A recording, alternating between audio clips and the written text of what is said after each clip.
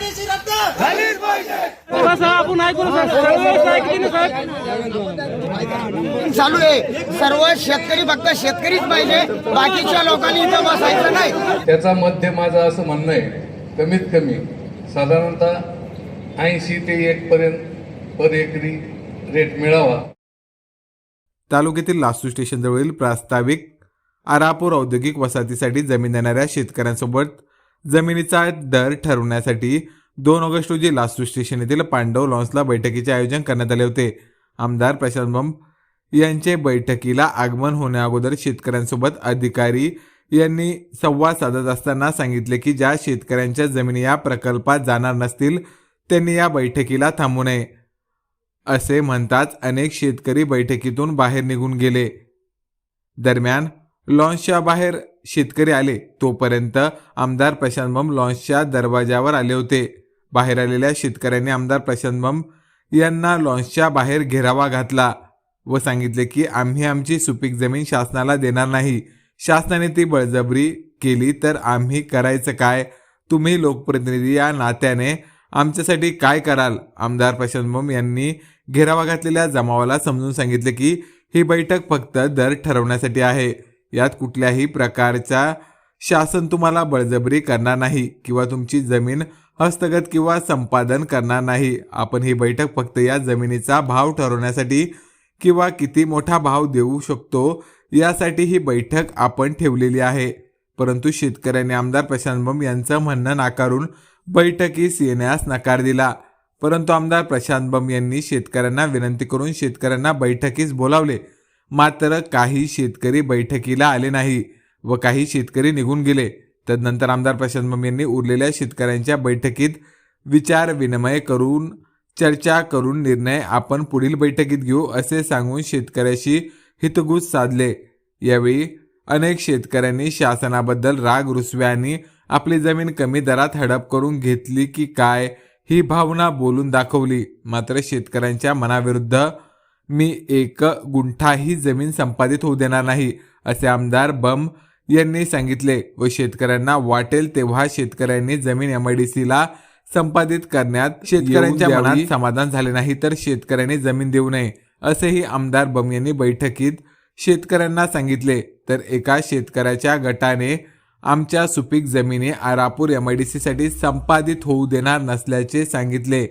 तसेच काही शेतकऱ्यांनी एमआयडीसी समर्थन करत प्रति एकरी 80 ते 1 कोटी रुपये दर दिला तर जमीन देण्यास काही शेतकऱ्यांनी आमदार प्रशांत बंब यांच्यासह एमआयडीसी अधिकारी भूसंबंध अधिकारी यांच्या समक्ष एमआयडीसीला समर्थन दिले असून एमआयडीसी बाधित शेतकऱ्यांच्या घरोघरी जाऊन शेतकऱ्यांना दराची व एमआयडीसी विषयी वैयक्तिक फॉर्म भरून घेणार असल्याची माहिती आमदार प्रशांत बंब यांनी दिली.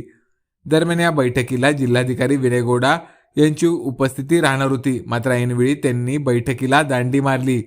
तसेच या कार्यक्रमाला उपस्थित एमआयडीसीचे प्रादेशिक अधिकारी अमित भांबरे, भूमी अभिलेख सुभाष इंपाळ, तालुका कृषी अधिकारी दीपक जायभाय, उपविभागीय अधिकारी डॉक्टर अरुण जराड, तहसीलदार नवनाथ वाघवाड, महसूल ग्रामविकास अधिकारी अमर तोरंबे यांच्यासह बाजार समितीचे सभापती शेषराव नाना जाधव, रवींद्र चव्हाण, अमोल जाधव, संजय पांडव, सुनील पाखरे यांच्यासह शेतकरी व अधिकारी उपस्थित होते.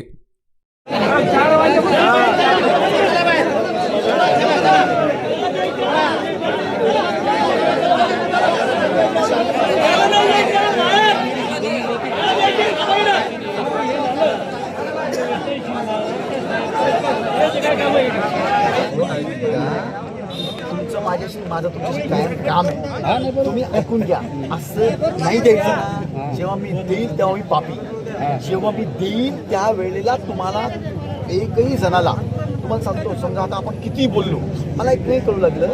तुम्हाला हे माहिती आहे कुणावरही जबरदस्ती सरकार करू शकत नाही कायद्याने. आता ज्या काही किमती काय ठरणार आहे त्याच्या पद्धतीवर तर इतकं काही तुम्हाला फ्रस्ट्रेट व्हायची काही गरज नाही. बरोबर नाही? हा, आपल्याला आपण बसू नाही द्यायची आहे काय, मला सगळी टिप्पण घेऊन सरकारकडे द्यावं लागेल किंवा इतके शेतकरी होते नाही म्हणणं आहे त्यांचं, आपल्याला नाही द्यायची आहे आणि त्याचे 1 2 3 4 5 6 हे कारण आहेत. आमचं एक म्हणणं आहे कायद्याने म्हटले ना गवळी शिवरा ग्रामपंचायतनं तुम्हाला ना म्हणजे MIDC करायची नाही म्हणून असं एक ग्रामसभेचा ठराव दिलेला आहे. त्याच्यानंतर सुलतानाबाद ग्रामपंचायतनं पण तुम्हाला ठराव दिलेला आहे.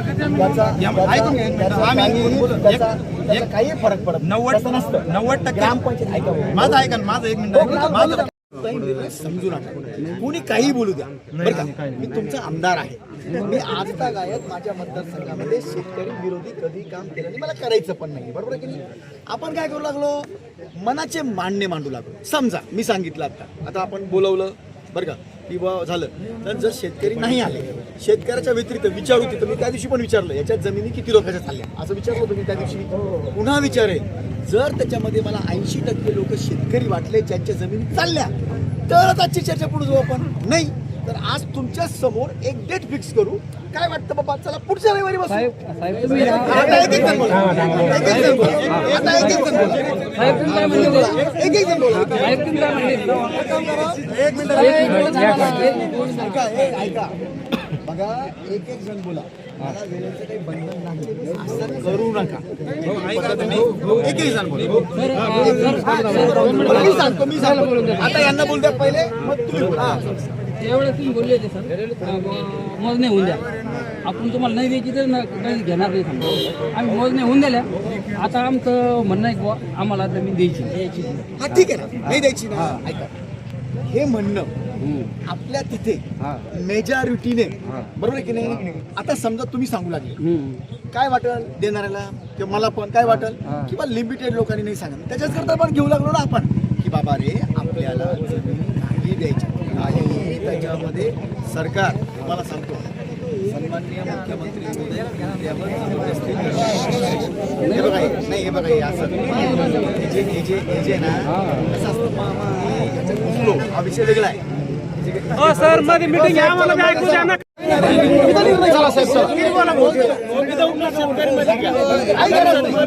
काही गरज नाही. मी हात वरती करायला लावेल, मला कळतं.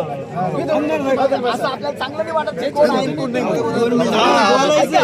तुम्ही माझ्या मिटिंग अटेंड करून पहा. मी कोणताही अशी जोर तुम्हाला म्हणतो मी असं हे काहीतरी वेगळं आहे. आम्ही नवीन नाही ना. मी काय म्हणतो, मग काय आमचे आमदार तुम्ही ऐका ना एक मिनिट. आमचं ऐकून घ्या तुम्ही. आम्हाला जमीनच द्यायचं नाही MIDC साठी शेतकऱ्यांना. मग आम्ही यातून इथून गेलो तरी चालेल ना. चालेल ना. नाही ऐकून घ्या. आम्हाला द्यायचंच नाही ना जमीन. आपण ऐकू ना सर, ऐकली ना सर. आम्हाला ऐकू द्या ना काय चालू आहे.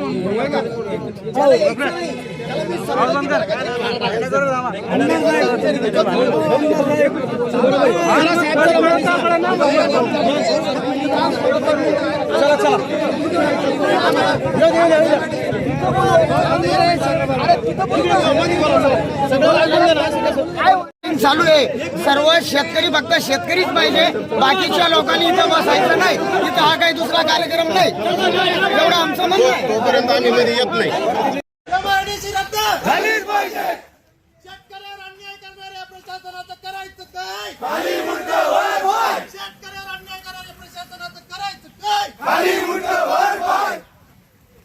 अरापूर MIDC रद्द झालीच पाहिजे. अरापूर MIDC झालीच पाहिजे.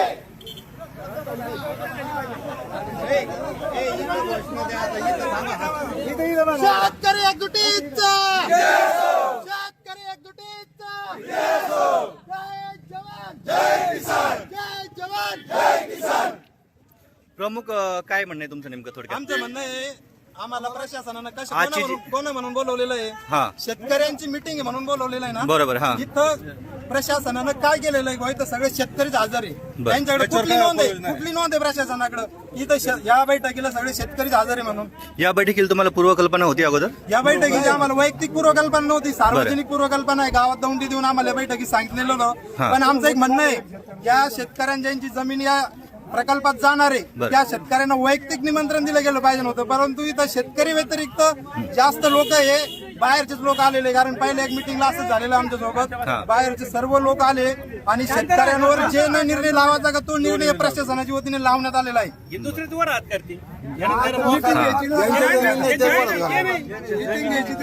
बरं, नेमकं ती अडचण काय होती नेमकं? मग ते लोक मध्ये बोलले अडचण काय निर्माण होती? एक बोला एक अशा शेतकऱ्याच्या त्या ठिकाणी जमीन नाही हा. ते शेतकरी होते का आम्हाला जमीन द्यायच्या मुळात त्या शेतकऱ्याची जमीन तिथे नाही ना. ते नाही बरोबर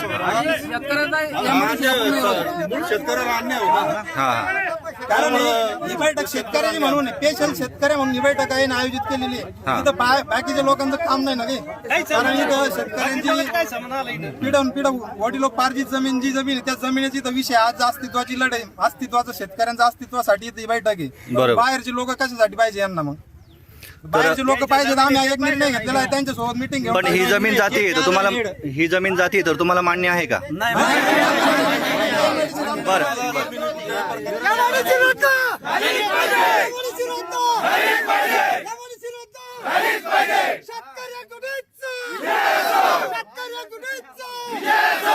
त्या चांगल्या चांगल्या ज्या अवजारांच्या योजना निघाल्या आहेत, आपल्या ज्या टेक्निकल गोष्टी आपण देऊ लागलो त्या योजना सरकारने याकरता बंद केल्या असेल की आता हे आपण ॲक्विजिशन करू लागलो.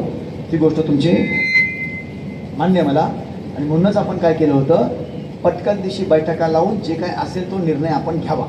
कसं आहे मित्रांनो, शेवटी काही मी एकटा निर्णय घेणारा नसतो.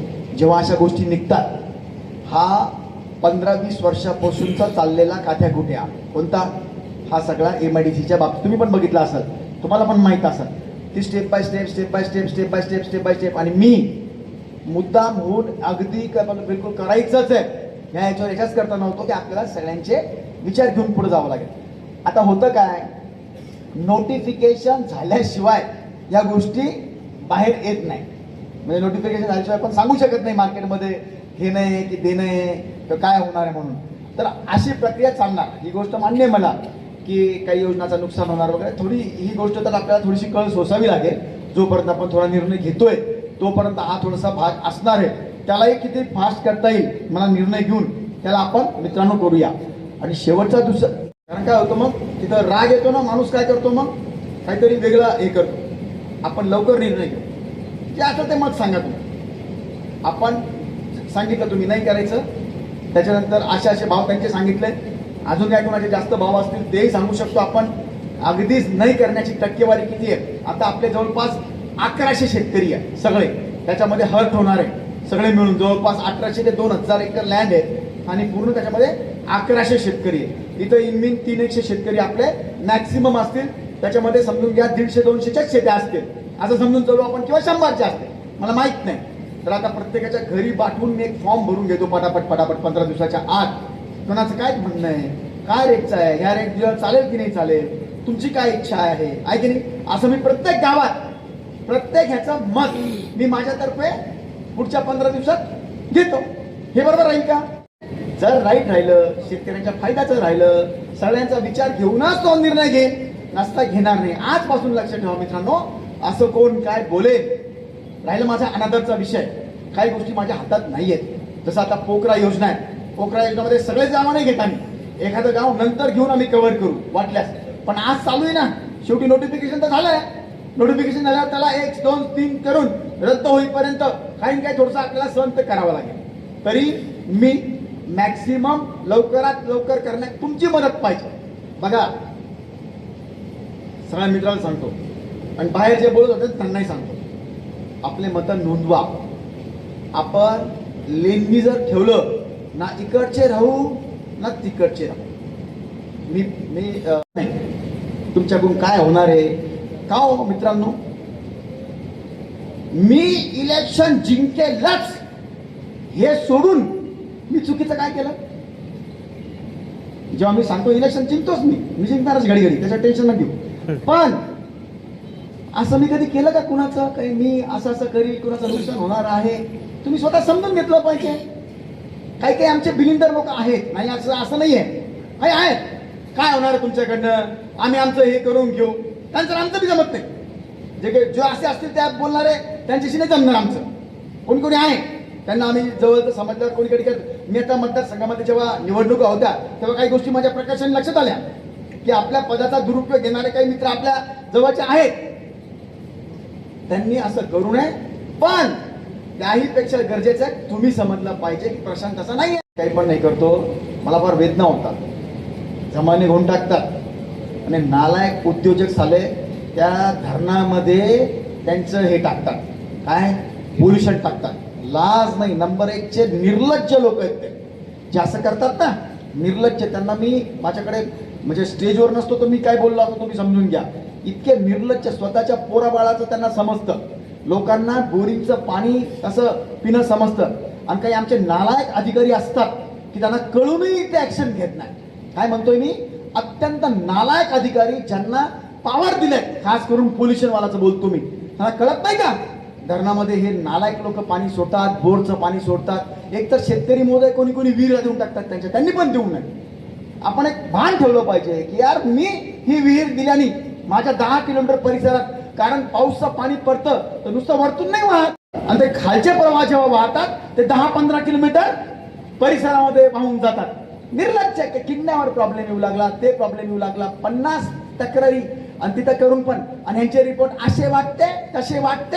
काही काही मर्यादा आहेत आमच्यासाठी. तुम्ही जे बोलले ना ते एकदम राईट. या म्हणजे आता बोलत नाही मी, यांना कर्माचे भोग भोगतील लोक. म्हणजे मला कळतं माझे 2 रुपये कमवायला मी लोकांचा जीवाचा पण जर विचार करत नसेल तो माणूस कसा असू शकतो, राक्षस असू शकतो.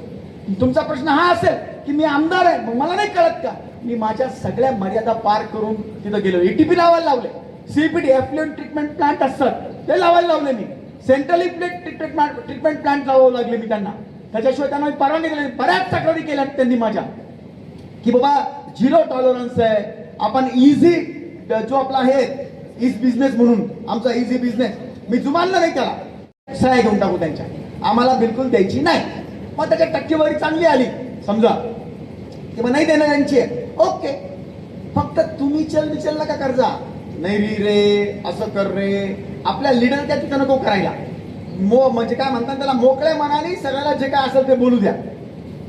ज्यांचे मत नाही आहेत त्यांचं नाही करणार आपण कुणाचंही. म्हणून अजून काही मला वाटतं मुद्दे राहिले नाही आता. हा बोल.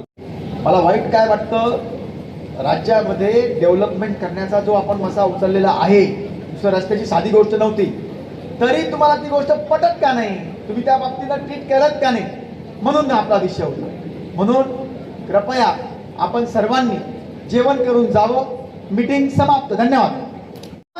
त्या ठिकाणी मी अजून जास्तीचं मी चालून लक्ष देईल. आमच्या सगळ्या कामाच्या वेळामध्ये काही गोष्टीचं खरोखर जास्त लक्ष दिलं पाहिजे ते देईल. आणि शेवटचा मुद्दा जो मी त्या कसं आहे, आता अपेक्षा आम्ही सांगितल्याशिवाय तुम्हाला पण समजणार नाही. आता इथं सर्वांनी कोणी द्यायची कोणी नाही द्यायची सांगितलं, पण भावाची अपेक्षा कोणी नाही सांगितली. आमच्या भावाच्या अपेक्षा ऐकल्यानंतरच तुम्ही पुढचा निर्णय घेणार हे आम्हाला माहिती असल्यामुळं आमची विनंती आम्ही तुम्हाला देत आहे.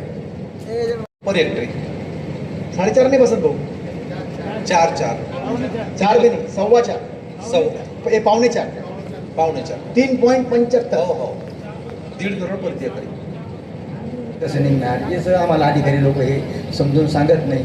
आता आपला नागपूर एस क्लब रोड आहे, याच्यापासून समजा 500 मीटर आहे, काहीचं 200 मीटर आहे. ठीक आहे ना, तुम्ही मागच्या वेळेस बोलले ते त्याचा रेट बी आमच्या ध्यानात. तुम्ही काय म्हणले का बाबा हा रेट कमी भेटेल, तो कमी भेटेल, ठीक आहे. पण आता ज्या जमिनी एकदम जवळ आहे त्यांचा रेट, तुम्ही 8 मधल्याचा रेट, आता हे सोल्युशन कसं करणार. तर ठीक आहे, कलेक्टर साहेबांची ते दिवशी झालं समजा किंवा काय झालं, याच्यामध्ये बऱ्याचशा गोष्टी हेच झाल्या. मागच्या वेळेस बी तुम्हाला बोललो होतो की जे शेतकऱ्याच्या थोड्या जमिनी इकडे आहे किंवा बाहेरून ज्यांच्या पडीत वगैरे जमिनी, हेच काय होतं इथं जमीन द्यायची म्हणते. आणि जे शेती करते समजा इमानदारी बसून, ते शेतकरी आज पण वेळ जातच आहे जमीन देण्याच्या. त्याच्या पुढची गोष्ट काय आहे सर, मागं काय आलं, लोकांनी महाडीबीटीमध्ये हे निघले, महाडीबीटीमध्ये ट्रॅक्टरचे त्यांचे हे आले, आपलं पत्र आले, त्यांना संमतीपत्र मिळाले. परंतु काय झालं साहेब, त्यांचे संमतीपत्र मिळाले त्याचं काय आलं, लोकांनी ट्रॅक्टर वगैरे घेतले आणि नंतर त्यांना सांगण्यात आलं की तुम्हाला हे ट्रॅक्टरचं अनुदान भेटणार नाहीये. तर मग याच्यामध्ये काय झालं साहेब, शेतकऱ्यांना एवढं प्रॉब्लेम होऊन गेला ना, ज्याला गरज नव्हती ज्याला गरज होती समजा त्याला वाटलं आपलं अनुदान भेटतंय ना, आपण ट्रॅक्टर घेतलंय. तुमच्याविषयी जो अनादर चाललाय लोकांचा सध्याच्या काळामध्ये, याचे काही कारण सांगतो मी तुम्हाला. काय झालंय जमिनी शेतकऱ्यांना, परंतु जे प्रॉब्लेम सर सध्या सगळ्यात मेन पोखरा आलेली आहे. जमिनी उद्यावर होतील किंवा नाही होतील, एकदा नाव येऊन गेलं डबल येणार नाहीये. लोकांना जे सोयी सुविधा करायच्या आहे त्या करण्यासाठी तुम्ही मदत करा. तसेच जे पोखरा योजना जी बंद केलेली आहे ती पुन्हा चालू करून द्या, महा डीव्हीडी पण चालू करून द्या. हा भले तुम्ही शेतकऱ्यांना हे पत्र द्या की तुम्ही याच्यानंतर जर कधी समजा तुमची जर जमीन अधिग्रहण झालीच तर तुम्ही जी डेव्हलपमेंट आता एक्स्ट्रा केलेली आहे तिचं आम्ही तुम्हाला मोबदला देऊ शकत नाही. तुम्ही तुमच्या मार्फत समजा अधिकाऱ्यांना सांगून त्या मार्फत पत्र देऊ शकते. परंतु ज्या गोष्टी गरजेच्या आहे शेतकऱ्यांना, कारण शेतकऱ्यांना सुखसुविधा मिळणे ही सगळ्यात महत्वाची गोष्ट आहे. आणि त्याच्यापासून जर आणि तशा पण सर्व शेतकऱ्यांची ठिबक वगैरे झालेले शेतकऱ्यांना अशा काय असतील नळ्या वगैरे भेटावं आम्हाला, त्यासाठी हे सगळ्या शेतकऱ्यांची मरमर चालू आहे. बाकी योजना चालू राहू द्या. सगळ्या शेतकऱ्यांच्या वतीने एकच सांगतो की सगळ्या योजना चालू राहू द्या. रजिस्ट्री तुम्हाला सध्या बंद ठेवायची असेल तर ठेवा. सर्व अधिकाऱ्यांना पण विनंती आहे. तसं आम्ही पत्र पण देणार आहेत आता. तर आम्हाला फक्त एवढीच विनंती सगळ्या शेतकऱ्यामार्फत काही हे करा. आणि जे हे बोलले का सर होणारच आहे, याच्या मागचं एक मुख्य कारण काय सर, आपलेच काही कार्यकर्ते किंवा ते तुमच्याकडून काय होणार आहे, साहेब आणणारच आहे, करणारच आहे. त्या काही कार्यकर्त्यांना पण सांगून द्या का असं तुम्ही माझ्याविषयी तर हे नका करू. त्याच्यामुळे तुमचा अनादर एवढ्या लोकांमध्ये वाढलाय. बाकी दुसरं काय, तुम्ही पहिल्या बैठकीत सांगितलं शेतकऱ्यांना की बाबा तुम्ही मोजणी होऊ द्या. सगळ्या शेतकऱ्यांनी तुमची मोजणी मान्य केली, सगळा आदर केला. परंतु या अनादर होण्याची कारण फक्त हेच झाली मुख्य कारण. तुम्ही कितीही काही केलं तरी आमदार साहेब यामध्ये आणणारच. यामुळे तुमचा सगळा अनादर चाललाय. ठीक. 28 मध्ये माझं क्षेत्र आहे. मागे कलेक्टर ऑफिसला पण मीटिंग झाली, तेव्हा पण मी हजर होतो सर.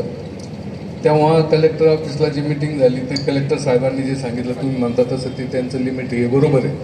परंतु आता आपण जेव्हा सर्व काही चर्चा करायची तर तेव्हा तुम्ही म्हणाले तसे अवास्तव रेट सांगण्यात आले, हे पण योग्य होतं. परंतु एक आपले केरे पाटील होते, त्यांनी जे सांगितलं होतं पुरंदरचे रेट इथं द्या 160, परंतु प्रॅक्टिकली पुरंदरचे रेट संभाजीनगरला मिळू शकत नाही. हे जरी शक्य म्हणजे आहे ॲक्च्युली, परंतु त्याचा मध्य माझं असं म्हणणं आहे कमीत कमी साधारणतः 80 ते 1 पर्यंत पर एकरी रेट मिळावा असं सर्व जी शेतकरी त्यांचे फक्त कार्ड घ्या, म्हणजे जमिनीचे त्यांचे तुम्ही गेटवरच जाईन फक्त एंट्रीवर ना, फक्त त्यांना म्हणा तुमचा गट नंबर आहे तरच मध्ये या. आपली बैठक पुढं बी घेतली, तुम्ही इथं घ्या, गावात घ्या, कुठं घ्या, ठीक आहे मी ठरवतो. फिक्स होणार आहे आपल्याला, द्यायची गरज नाही. ठीक आहे ना, मी ठरवतो.